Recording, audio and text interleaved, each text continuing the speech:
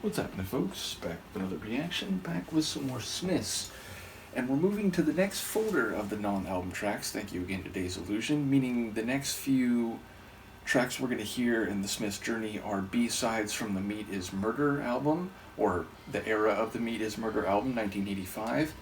And the first one is Oscillate Wildly, which makes me think of my favorite joke of all time. How do you titillate an ocelot? Well, you oscillate its titillot. I apologize, but yeah, every time I see the word oscillate, I think of that joke.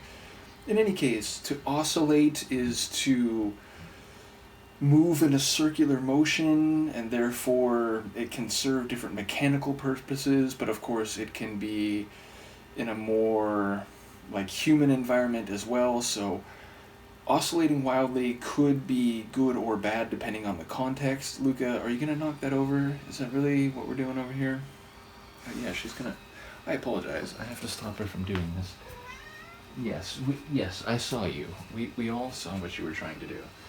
So it would be beneficial if you could just hang out here. Let's see how amenable she is to that idea. Apparently the lap is better than the chair. In any case, let's hear it. This is a B-side by the Smiths from 1985, and the track is called Oscillate Wildly, which apparently Luca is not going to do. Oof. And away we go.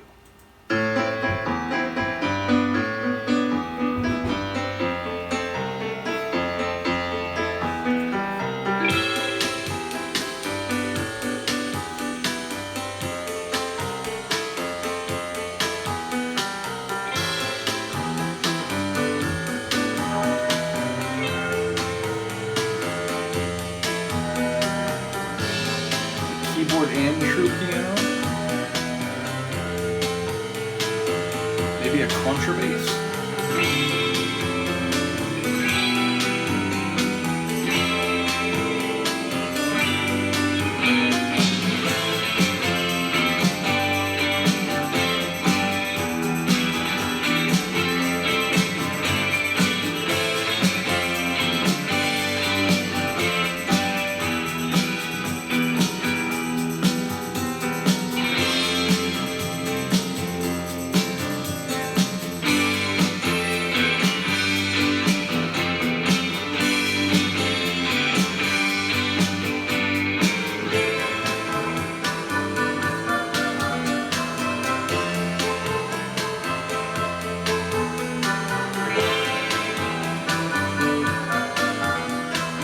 It's like bossa nova jazz meets chamber music meets the Doors.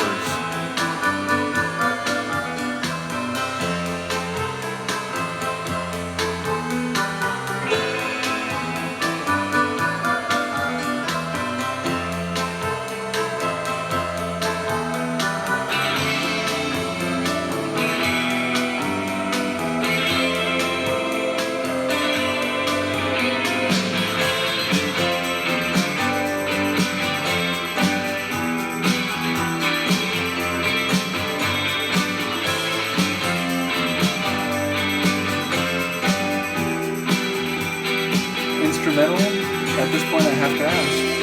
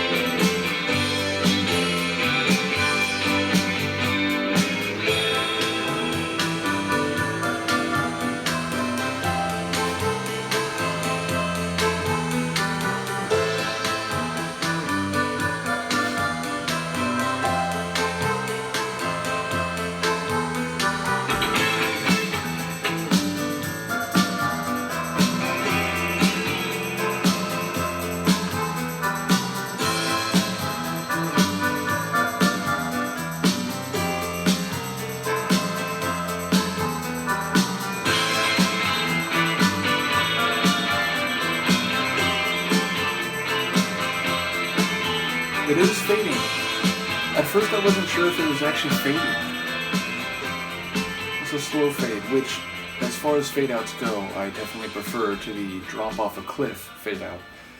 But yes, so an instrumental, Oscillate Wildly, not having a lyrical referent, but given some of the like the dancing hi-hats. I mean, I'm not even sure if those were hi-hats, and there was one point where I think it was actually a ride cymbal, but there's some sonic elements in there that you could point to and say, in a way, they're oscillating.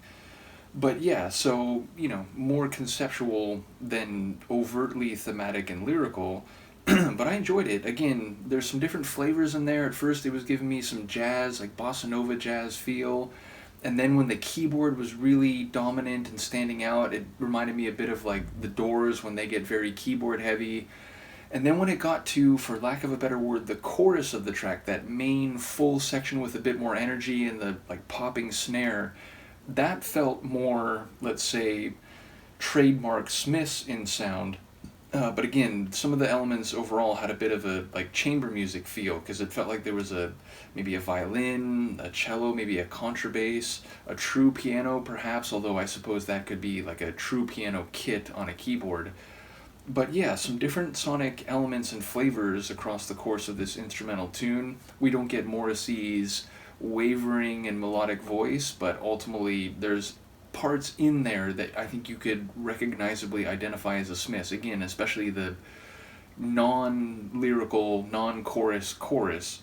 So yeah, one that perhaps doesn't have as much analysis to do or as much introspection in terms of the themes, given that a lot of their songs are just always fun to explore for Morrissey's lyrics and their self-deprecation, but also like pained miserablism and so on.